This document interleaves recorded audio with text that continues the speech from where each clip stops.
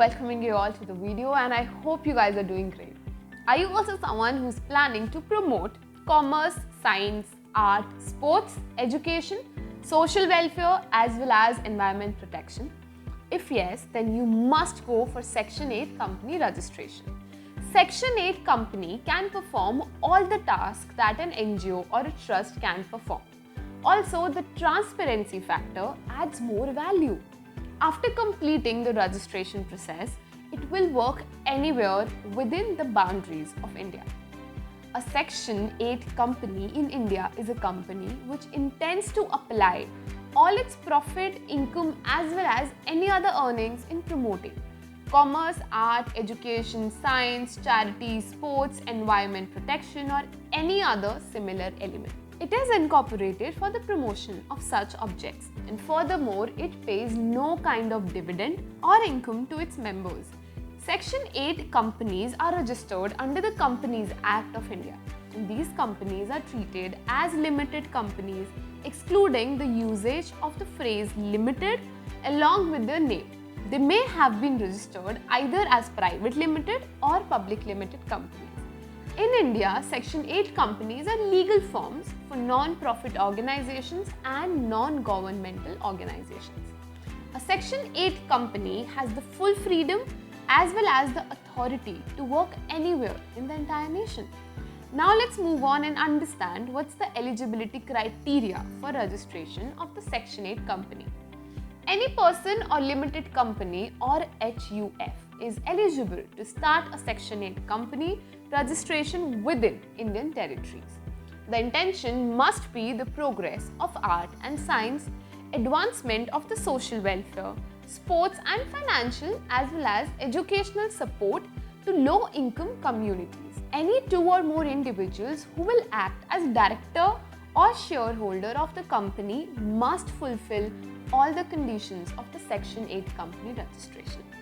At least one of the directors must be an Indian resident. Any of the company members are not permitted to draw any kind of compensation in cash form or in any other medium. The surplus created must be utilized for reaching the principal objective of the Section 8 company solely.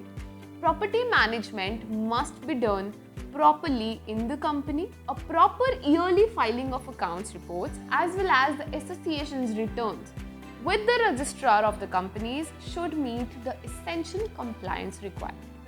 No profit is to be shared among the directors and the members of the association either directly or indirectly. Now let's move on and understand the benefits of the Section 8 company registration. Very first, membership. Any registered partnership firm can easily become a member in its individual capacity and acquire directorship of a Section 8 company in India. Duly stamp duty. A Section 8 company is exempted from the core requirement of paying stamp duty on articles of association and memorandum of the association of the private or public limited companies. They have tax benefit. Several tax benefits are granted for a Section 8 company in India. Distinct legal identity. In India, Section 8 company has a separate legal entity that is distinct from its members. Its legal position is also different from its members. This form of company has its existence for eternity and no minimum capital requirement. In India, no minimum capital limit has been earlier mentioned for a Section 8 company. The capital structure of a company may be altered or modified at any point as per the growth requirements of the company's business. We have also a lot of other various benefits like exemption to the donors, creditability factor, etc. are available. And now let's understand that what exactly is the procedure if you are someone who is going to go ahead with the registration. Online procedure is the process and the overall requirements of the Section 8 company registration in India are almost similar to those of a limited liability company.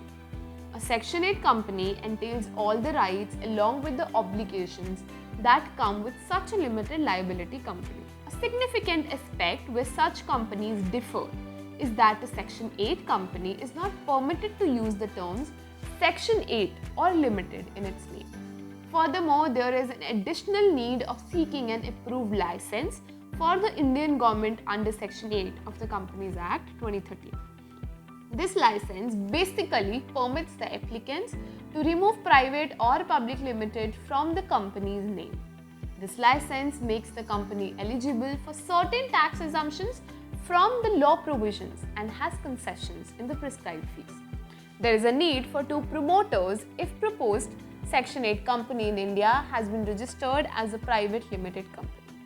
At least 7 promoters must be there if it's a public limited Section 8 company. Now, first of all, you need to obtain digital signature certificates, and then you have to get DIN. In the third step, name approval will take place, and after that, MOA and AOA will be drafted. Then you have the SPICE form or INC 32 form will be filed, and eventually your Section 8 company will be formed. Now, as Section 8 company registration boasts of the transparency and tax benefits, you can take our expert services and get your Section 8 company registered in no time. Do contact us on the given details below, and I'll see you in the next video. Take care. Bye-bye.